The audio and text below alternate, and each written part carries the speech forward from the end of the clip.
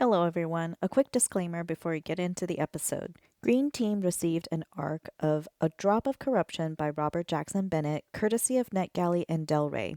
We thank them for the early copy for review. All opinions are our own. Hope you enjoy the episode.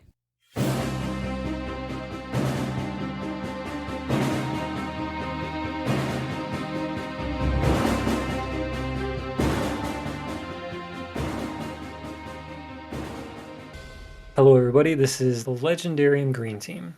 Today we're going to be covering A Drop of Corruption by Robert Jackson Bennett, and my name is Soul. I'm your host today, and we have Starkast. Hi. And we have Mirlya. Hello. This is going to be the spoiler version of the episode. We're going to talk about everything. We're going to talk about Din, Anna, all of the plot details, all of the character revelations, the world. Everybody dies in the end, or didn't die. They didn't die, surprise, and all of that. Dun, dun, dun. Yeah. Dun-dun-dun. You should have read the book. I haven't technically spoiled anything, so if this is your only warning, that's it. Like, you should stop, read the book, and then come back. So we have a lot to talk about. I guess the biggest thing Starcast wants to get into is we got the relationship stuff. So Star, do you want to start us off? Yay. What do you want to talk about? Oh God, relationship stuff. Should I start with the kill voice in the house? Yeah, go ahead. Okay, kill voice. He was mentioned 2 times, Mm-hmm. and Very I short. want to talk about it because I die for him. I love him. I write and die for him. So, kill voice is really interesting in this book, even though he isn't in the book itself. He is only mentioned twice by Din. But I have hope that they are gonna be a couple from the way that it's talked about in the book. Because first we have Din thinking about K-Voice when he is in bed and 18 plus, kind of. Yeah, I'm not gonna go too deep into that. But there's that, and the way he makes Din feel. We also have the confirmation that Din is bisexual. Who had have thought? No one. Yeah. Sarcasm, yeah. But the interesting thing is that he prefers men.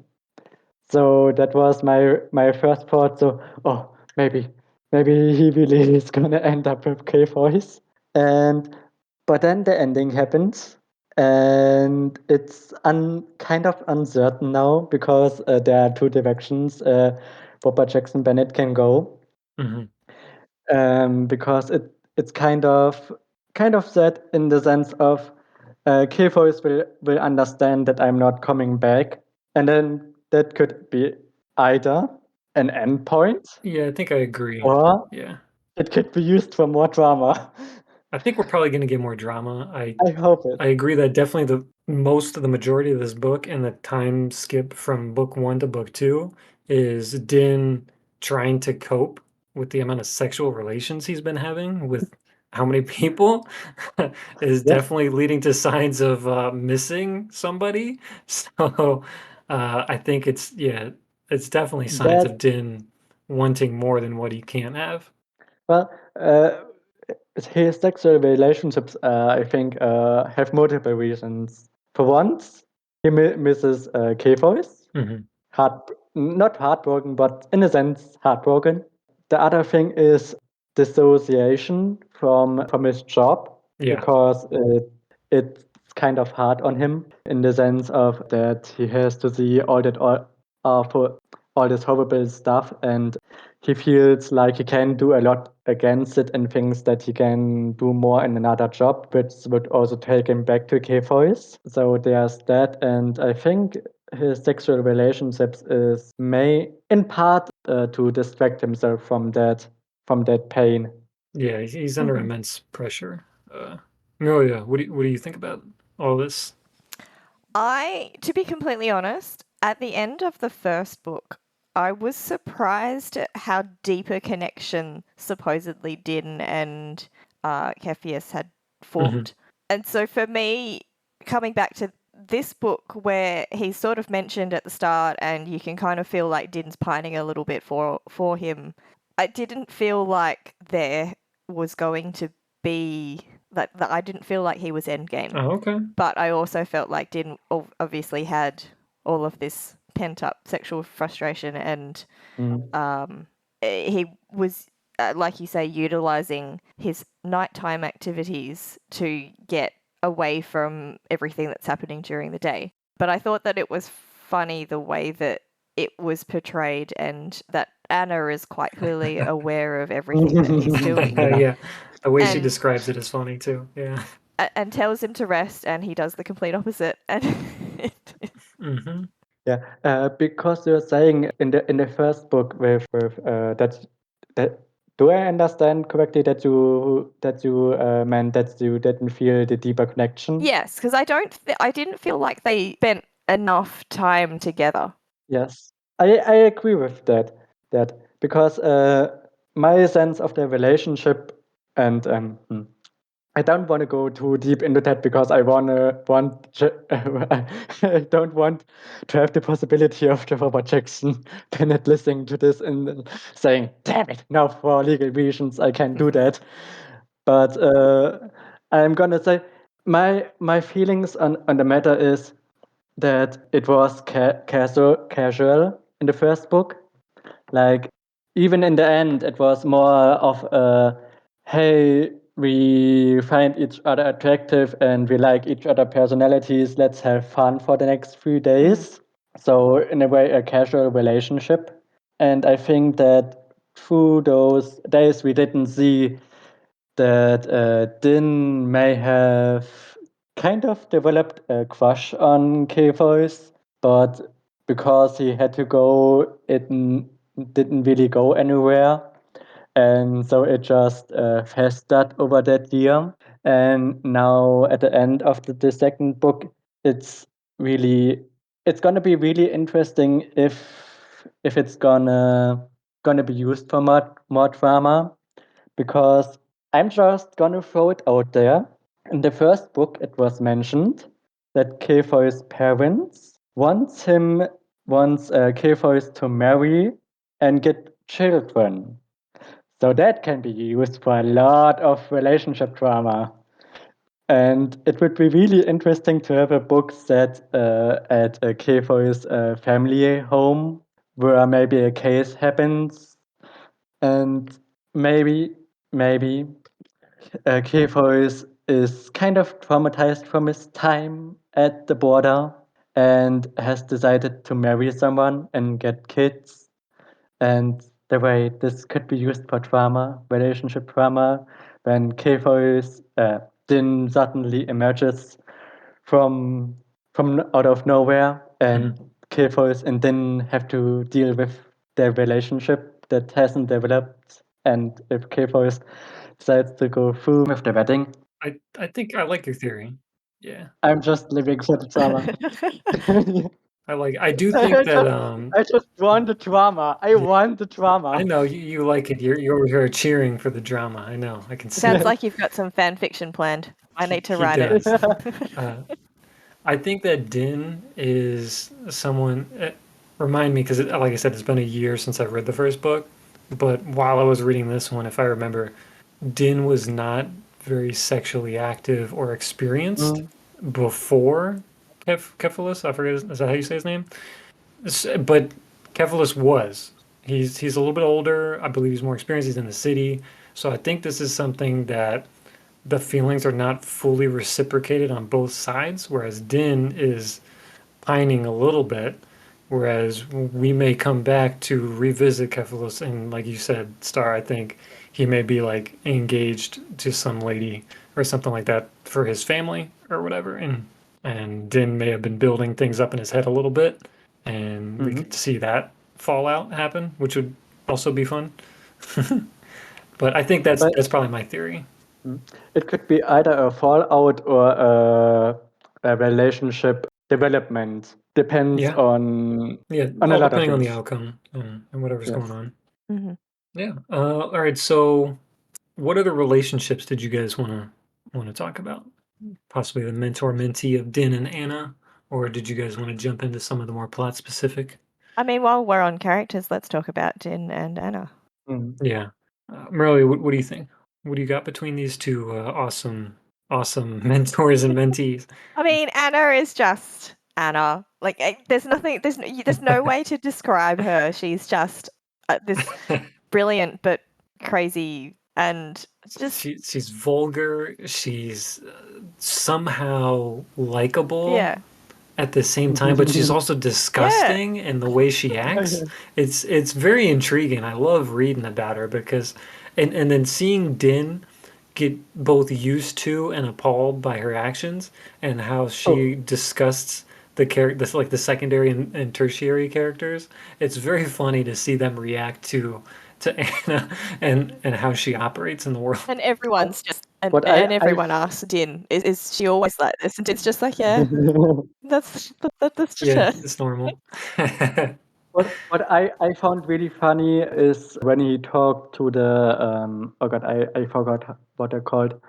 I forget all the different names of their the leaders in this book because they have two different governments technically. But do you mean like the ones who lead the shroud, or are you looking for more of the imperial? They're living inside the shroud and Okay. do the prophecies. Yeah, I know which ones you mean. I don't remember exactly the subsect that they're kind of called, but they're not, it's not alchemists. It's something like that. That they're like the And chemists that live in something the shroud, the scientists in there. yeah, but I found it really funny when they looked at Din and were really incredulous and said, "He's used to us? Why is he used to us?" That was a moment where I had to laugh out loud because I was like, "Yeah, Yeah, it was some. I not trained him for this." Yeah, it was because she was getting super high, I think, and they were like, "Yeah, just one hit should do it." He took one hit, and he was all of a sudden seeing stars, and she's over there like just inhaling it like a chain smoker. It was really it was really funny, and they're like, is she gonna die in the next couple minutes? Is she gonna be okay?" And she did that like multiple times, as far as eating certain amounts of food, ingesting certain amounts of chemicals, definitely leading into more and more hints about her nature, especially at the end of the reveal, that she is closer to one of the original Empire kind of humans that were reproduced or something like that. It's very weird, but it's cool. I like Anna a lot in this book. I I'm really interested to see what exactly it means because it almost feels like she's kind of possessed at some point. Yeah. No, we get that Like hint definitely. Whether it's a different primal nature that comes out, or if it's her true nature, or something she has to repress at all times. I don't know enough of the details yet, but it is kind of cool, and I think we'll see more loss of control in the future. yeah, that's gonna be really interesting. Yeah. I like the way that Yeah. she sort of hints at it because she obviously can't talk about it. Because there's A compulsion. there's that yeah. section where she talks about the Empire being able to make changes to you in such a way that you can't talk about certain things, so they can adjust your memories. And she really wants to tell Din, but she can't because she just physically cannot. Like, Yeah, she's doing what she can and all she can, and she's trained Din enough to know that Din can pick out the signs that she's obviously hinting at something in. And I think he did a good job, and he's got it. I think he's got most of it. Yeah. What did you think about Din specifically? We talked about Anna now, but what did you think about Din? Really, you want to go first? Din is a little bit of an annoying character for me because he spends No, go ahead. It's okay. he spends a lot of his time kind of woe is me. Yeah. And whilst he still does his job effectively, which I think, feel like a lot of people can relate to this. But I feel like he spends a lot of time kind of wallowing in his own issues and problems and focusing on how his life is not the way that he would have liked it to have been. And it's all part of the character, but it kind of annoys me a little bit because he focuses on his problems, but he doesn't want to tell his mentor about his problems to then get someone else to help him with his problems who could clearly do something about it. He's just like, and she's even hinted she knows. Yeah, and it's just like, I have to deal with this on my own. Like, this is my problem. I will deal with it. And I just feel like it's one of those, like, just ask for help. Just ask. And you'll get it. That was one of my main problems with in this book. The moment the debt collector arrived on the scene, I was like, oh no. Yeah. Oh gosh. See what you guys don't like about it is what I find relatable, because that's something I have trouble, very real trouble asking anybody for help. I don't do that. I don't like to do it. You have to force me to. I have to be in a situation where I'm forced to, and I don't think Din is at that point yet. And he's, to me, that it's very relatable the way he's feeling and how he can do his job effectively, but yet there's always this looming sword above his head. And yeah, I just, he hasn't hit the point of being too annoying yet for me with that, because I'm used to that. Okay. Honestly, I'm hopeful that after this book, the stuff with the death is gone. It's over. I hope, because that's honestly the thing that bothered me the most, because I was waiting for the death collector to come back and in the later half and say, "Oh, you're going to the shroud." Yeah. What's it? Yeah. The shroud. Now we're gonna raise the taxes even more. I think we'll get that in probably this third book. We'll probably get some kind of, if not final resolution to it, but I think we'll definitely probably wrap up. Either Din gets some character growth and asks Anna for help specifically, and then she's willing to do it, or it may be some kind of compromise, like maybe he's willing to do something for Anna to help him solve this issue. But yeah, I don't see it long term, but I think it's definitely a defining character moment for him that's going to happen. Yeah. But Anna already solved it, kind of, didn't she? Yeah. I thought she hinted she could solve it, and not that she will if it gets to be a problem. I think she hinted that she'd set in motion concerns that they had with the company. Because the firm is under an investigation. Okay. And because of that, Din hasn't to pay off his debts going forward for a while. And I thought this could hint at that this plot point is now over, because I'm just guessing that the company is gonna be closed. Yeah, you may be right then. Unless they do the classic, oh, we sold that to another company, and now they're gonna ask you. That's the other thing that could happen. Yeah. But then again, I think, and I would be like, another company? No problem for me. Yeah, I think my issue with the character is not so much the not asking for help, but it's just talking about it.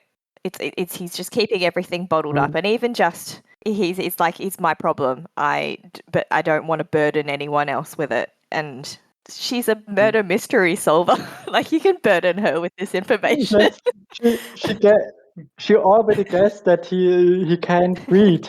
Why shouldn't she guess his deaths or his? I know, but she's also a crazy lady that, yes, she does weird stuff, but you gotta remember, there's like so many points in this novel where Din is like, and then Anna proceeded to talk about insert fish or something like that for 3 hours, and he's just like sitting there just dozing off and she'll do that all the time where he's like, she just likes to talk. So Din has trained himself in the role of not being the one that's very active in the conversation.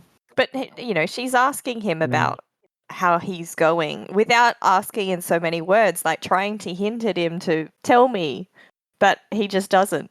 And you're like, Yeah.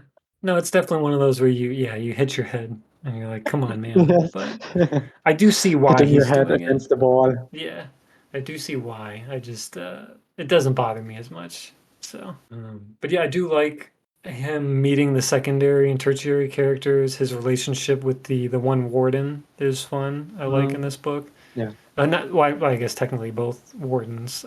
The one that was he had some sexual relationship, just a little bit of tension there, but that was just more like a very casual fling.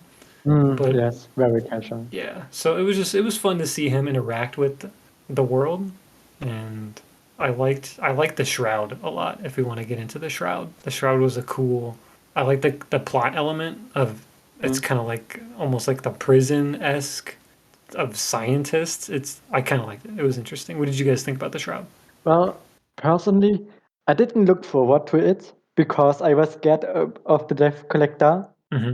Oh, so when she didn't turn up, I was like, okay, just let's see where this is going now. And I enjoyed it in the end a lot more than I thought because my thought where it was going, like, as I said, that the debt collector comes, says you have to pay more, and because of that, dinner would have been stressed and something would have gone wrong on the shroud, and then chaos breaks loose.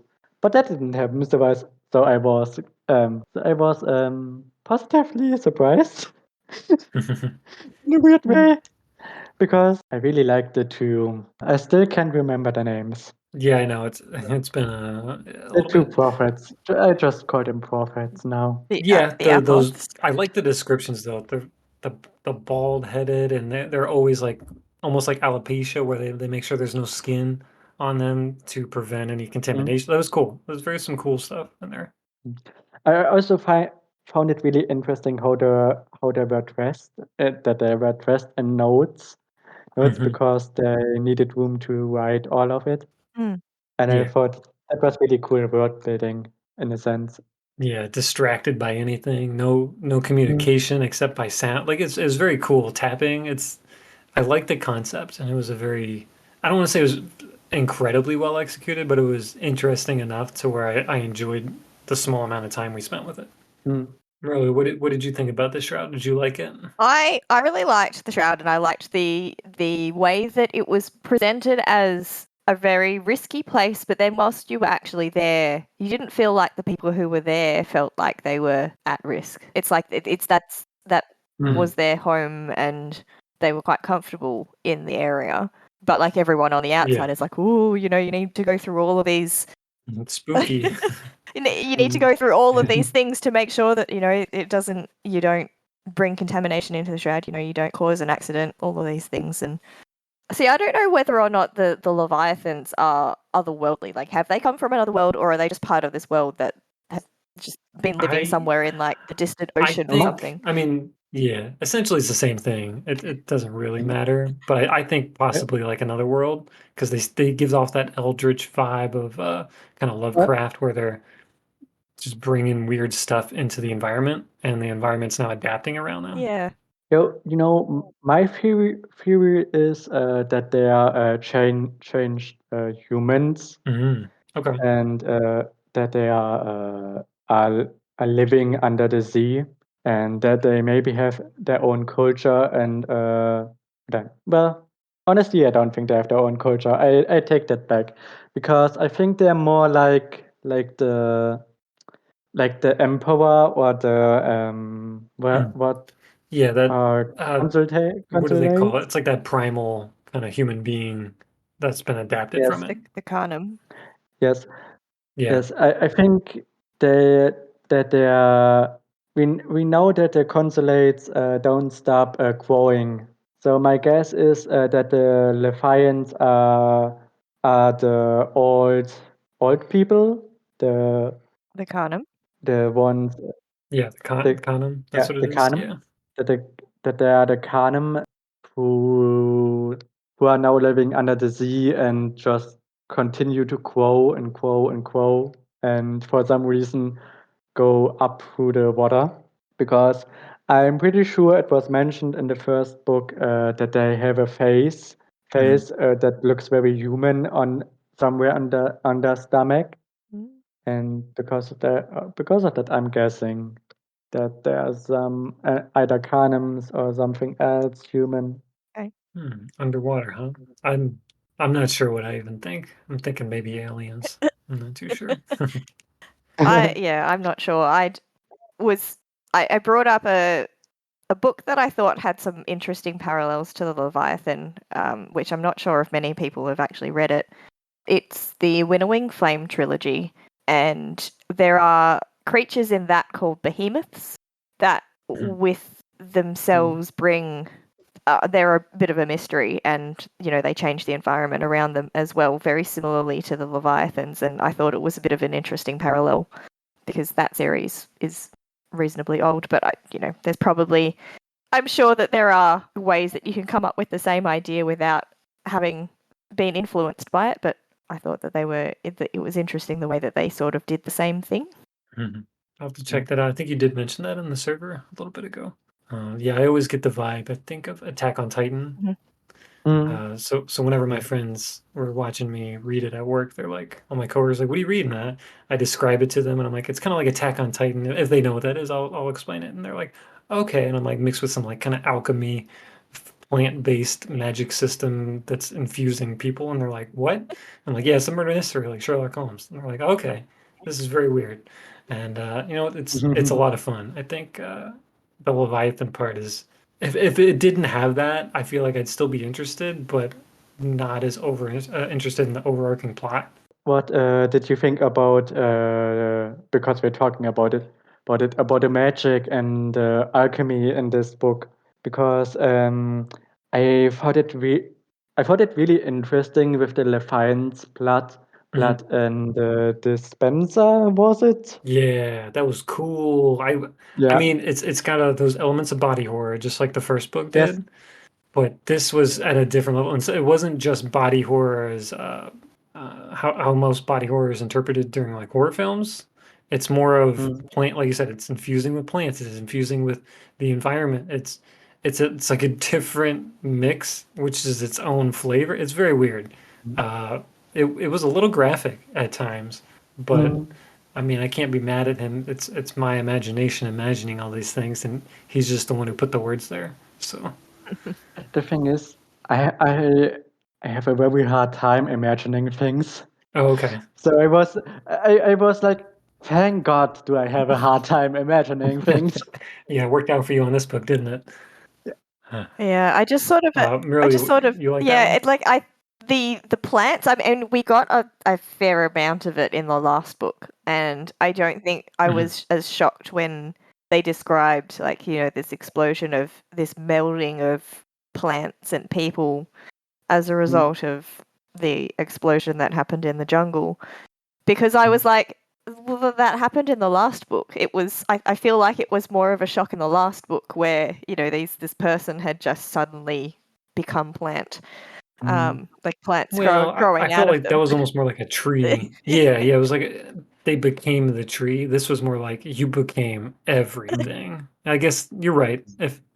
If you had read it, yeah, I guess you're right. Okay. Well, the thing is, I remember one passage.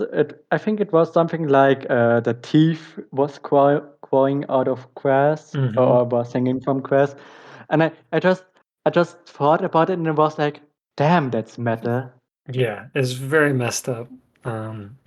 Yeah. When your insides become your outsides, but not just like in the form of a plant doing its own thing, that's what kind of that threw me off. It was like you said, teeth that were grass, and there was just all kinds of weird interchangeable parts. But I think this one, did you guys also get the feel that this was like a swamp? I know that the first book you guys read, Mirlya, you got almost like a Japanese Asian influence with the paper, Yes. fern paper screens and stuff. Did you feel like this was a different area or climate Yeah. besides just the swamp? I mean, it was very much described as like jungle. It was very wet, very humid, very hot, and I kind of just is sitting here picturing just like them wading through, ankle knee high water, and like just these swampy kind of muddy areas where I just assume lots of insects. I don't know. I don't know whether insects are in this world. Buzzing around. And yeah, that I did get a good picture of a different location, different setting for this book. Kind of liked it. I thought that where he described the road to where the king lives, like the palace for Yarrow. Yeah, it's like the secondary area for it's like the plains or the highlands or something like Yeah, that. I didn't actually look proper. Like I glanced at the map when I first opened the book, and I never went back to it because it's annoying to me on reading on Kindle when you're reading Yeah. Yeah. You can't just flip to it. You have to search for it or Yeah. scroll back, and then you have to bookmark back where you were. So when I read and they were describing this, really long road up to the palace, I just kind of I don't think I really got a good sense of the travel that he was doing, or only that it Right. was far away from the city, and that's the only sort of sense I got of that journey. Okay. Well, speaking of the king and all that stuff, did you guys want to get into the plot? I just wanted to say the same thing. Yeah. Yeah, So because so what do you think about the plot, Starkast? Did you like it? Not like it? What do you think? I have alluded to it in the spoiler-free section, but that it was more of a thriller than a murder mystery, and I don't vibe as much with a thriller. Okay. Because well, I'm a lot more interested in the who and how and why than in the chasing of the criminal. And so, and it was in some sense it was very obvious to me of how and who it was, because the moment Anna explained the murder of the king, also or well, when they talked about the murder of the king, I was screaming at the book, "It's the prince! It's the prince! That guy can just have disguised himself as the prince and then do the king." Yeah, it was interesting. I kind of liked it. Nothing really shocked me because there were so many hints throughout the story, but it was fun to see it plot along, and I don't mind watching or reading about a book that is about the chase. It keeps me invested if I know why. I don't like to be strung along too long without the why. Like if we didn't know why they were doing what they were doing until 80% of the book, that would annoy me more. So I'm okay with the compromise. Mirlya, what did you think about the plot as far as how it was resolved?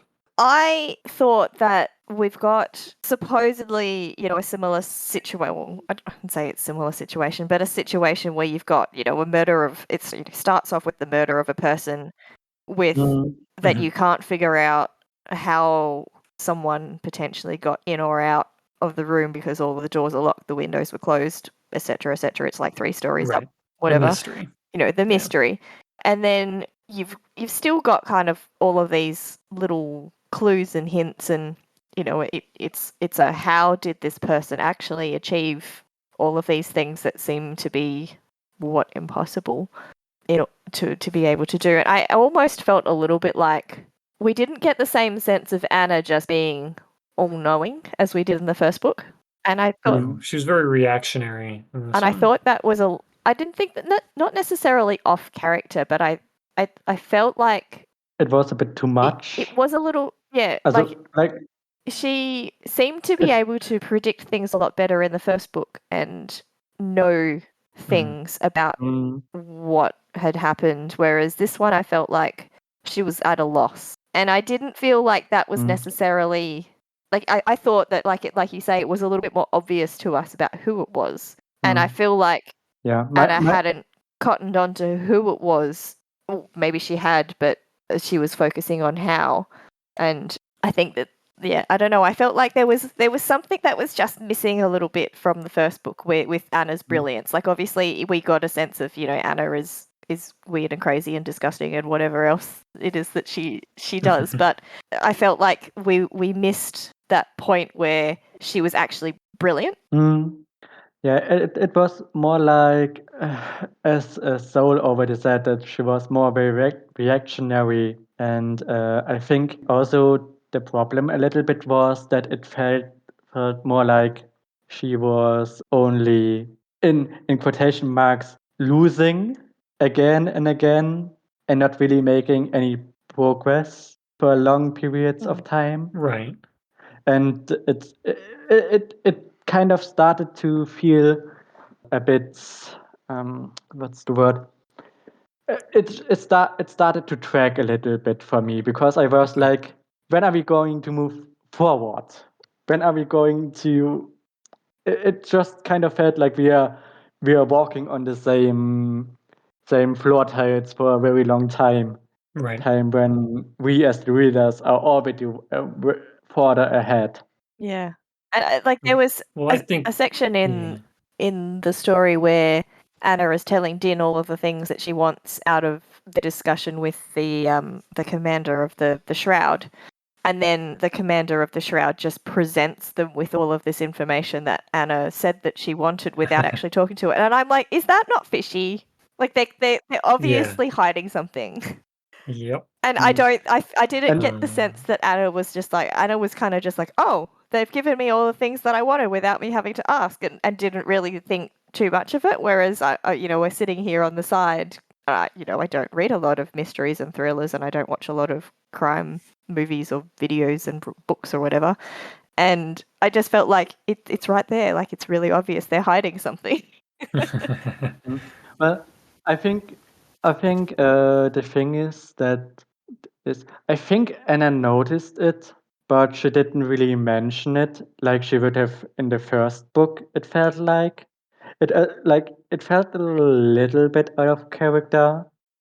Well, because I think a big part of it is the way the villain is presented versus the first book, and how Anna solves that versus the way the villain is presented in this book. Is this villain's intellectual properties, their level of skill is much higher, so the playing field is much more level for Anna. So I think Robert Jackson Bennett did this specifically to not feel as repetitive to the first book of Anna solving all the mysteries for us. We got to be following along while it was revealed to her, and then I think possibly the next book is when we'll get more of a she's going to have a step up on the opponent, but there's going to be some other twist to the plot to keep it still engaging. I think that's part of why he wanted a villain that was so intelligent with this infused Titan's blood thing that made them, so much better. I think the next book might focus a little bit on Anna going a little bit crazier than she actually already is, just simply because they've set it up so that Din knows. Right. Yeah. What I think is gonna be interesting, he has talked about in the end how she was disappointed that the reason was so disappointing for her.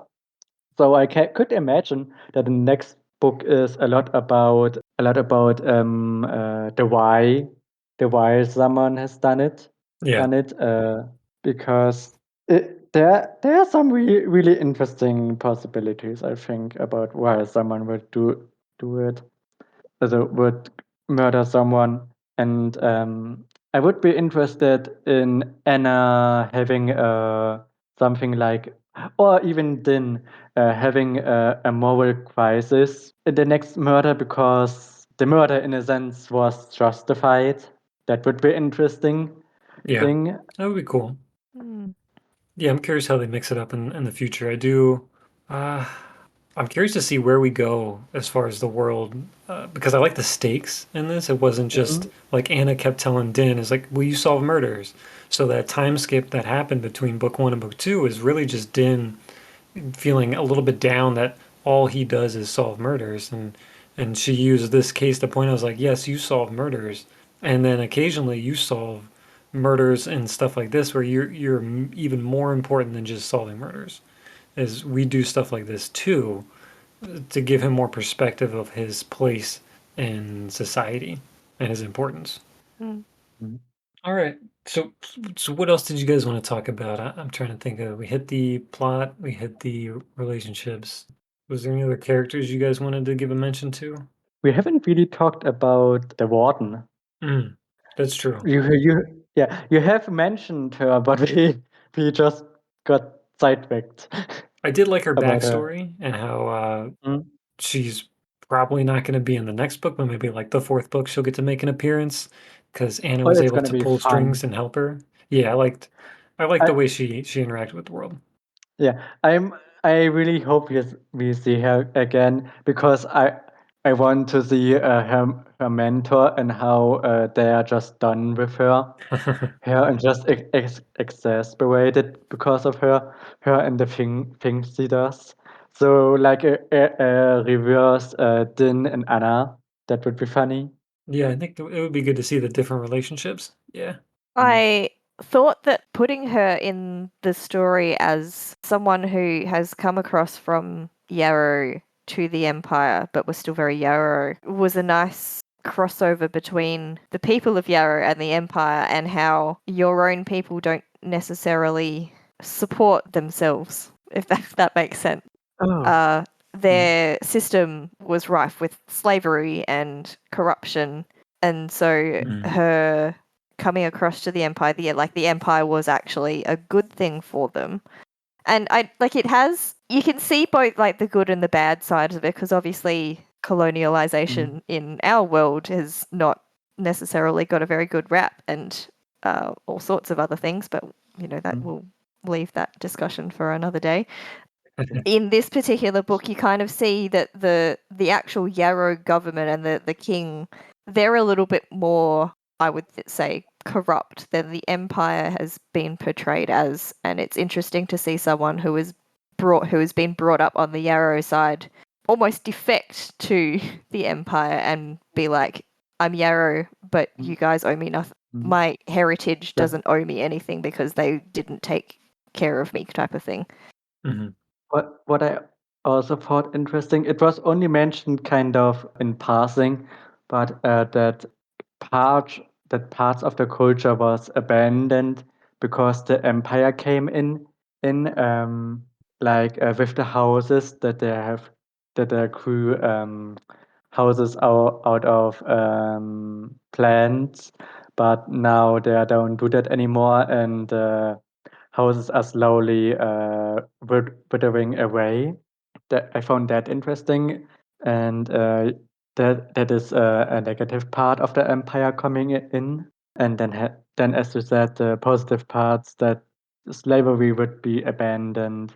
And talking again about the next book, it would be interesting to see if the empire itself will be criticized more, because so far it's kind of not completely, but it's kind of presented that the empire is more good than bad, really. So it would be interesting to see those notions be criticized. Criticized? Yeah. Let's go with Yeah, criticized. criticize is good. But- I think you're right. Yeah. I think there's both pros and cons to the Empire, just like earlier you mentioned with this with the Warden as well, as far as their upbringing. I want to see more of the Empire. Like you said, I want to see them be the bad guy. I want to see what they can do to fix it. I want to see more of those meta discussions and commentary. What do they call that? The level 2, or looking at stuff that applies to the real world and the current day modern events without being too heavy-handed. That would be interesting to see. I am excited for book 3. I honestly I was surprised he put out book 2 so fast. So with this level of quality too, I enjoyed it. Yeah. Is there anything else you guys were looking forward to in the next book or the next couple books? Is there any specific tropes or plot lines you want to see or locales you want to visit it on the map that really interested you? I did want to go further into the rings. Yeah, I mean, and what do you think? Based on like the comment earlier about Din and his desire to be in a different position because he wants to do something bigger than, or he feels like he's not doing anything big enough, and that's why Anna is telling him, we're solving murders, but we're also, bigger than what you. Yeah, his contribution to society is bigger than he thinks it Yeah, is. and I want there to be some plot where he actually discovers that what he wanted to do is not as glamorous and not as is more corrupt than what he thinks it is. Right. Get him an internship with some of the other people, and then it's like, all right, you're on loan for 6 months, and he's like, I hate it, I want to come back, and something like that. Yeah, that'd be a fun little time skip. Like maybe the end of book 3, they're like, all right, you're gonna go do this, and then on book 4, he's like, I'm coming back, I hate it, something like that. Yeah. So I have the map in front of me, and I'm looking at it, and I'm definitely interested in the inner rings. Yeah. Like what's there, because now we have been a lot in the outer ring, and I'm definitely interested in the second ring with the Lake of Carnum. Yeah, I think that may play a bigger part with how the nature of Anna is revealing and things like that. I want to see them get to the Imperial Sanctum. I'm sure that's probably like a book 4, book 5 of this series. But as a personal preference, I'm not one for politics. And I feel like if we get that far, we're going to be dealing with a lot of politics. And it may lose me and I'll start to drag. But that's just a personal preference. So I'm hoping we, like you said, to get to the deserts or the Lake of Conum or something like that. I'd be interested to know how many books are actually planned for this series. As far as I know, he doesn't have a specific plan, because he talked about how there's just so much he could write about, and he just gonna is gonna take it book for book. I As like far as that. I know. That sounds like a good way to progress this kind of series, because then if he feels like it's starting to wrap up in the way he wrote the characters, he's not going to write himself into a hole. He can kind of end it early if he wants to. As long as the quality stays the same, I'm fine with Yeah. whatever we get out of these two.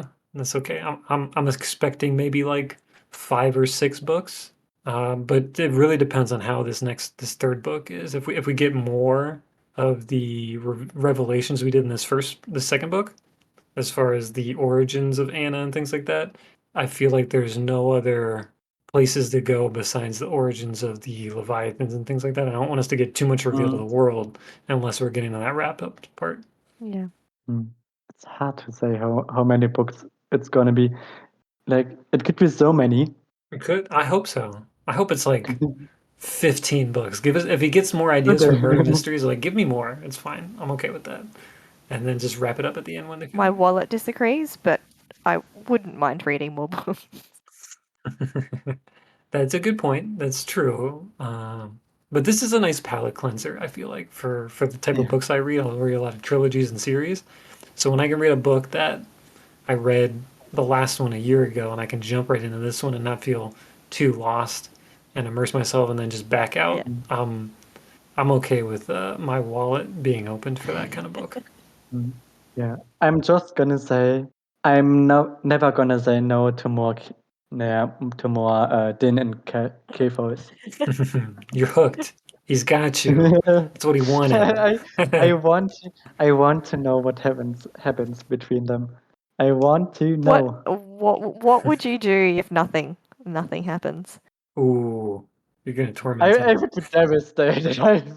This is where the fan fiction comes in. You need the fan fiction. Yeah, I need the fan fiction, I need the fan art. You'll do the fan fiction, fan art. So we'll do a little corner. So if nothing happens, or if there's again like only 2 mentions in the next book, so we'll have a Starcast rant corner where he can go off, or we'll give him like 3 minutes, be like, let it all out, buddy. Everything you're angry about, and then we'll get back into it, and we'll see what other hints we have for it. I got it. All right, so I think that is gonna do it. Unless anybody had any last minute thoughts. I would say, Starcast, do you recommend this book? What do you think? Do you want to give it a rating? A yes, no? What do you like? I do recommend it. Recommend it? All right. Me too. Mirlya, what about you? Yeah, I recommended it. I just recently recommended the first book to a friend who came back and said it was all right. And I was like, are you serious? Ooh, yeah. If they said it was all right on the first book, I'd probably been like, well, you don't have to read the second book, I guess, unless you want more awesomeness that you didn't appreciate. Yeah. I mean, it is a very different book from your traditional epic fantasies and the standard trilogies and big, massive mega series that we read. Yeah, I was hesitant until you all convinced me to read it. I didn't even give it a chance until you guys said so. So. And now you're here. There's something to be said. Yeah, now I'm here, two books in, and ready for the third. That is probably going to be a while because the second book isn't even out yet. But it should be out now by the time this episode releases. What Okay. can one say? Bullying works. Yep. All right. So I think that's going to do it for us. This has been the Legendarium Green Team. Thank you, Mirlya. Thank you, Starkast. I want to say goodbye. Hi, everyone. Bye. All right. So this has been A Drop of Corruption by Robert Jackson Bennett. Thank you, Craig, for your slice of the media empire that we could borrow for a little bit. Thank you, Legendarium team. And this has been the Green Team. And the outro, I believe, is Galactic Damages by Jingle Punk. It's been a while since I remembered that one, but I think that's what it is. So enjoy and have a nice rest of your day.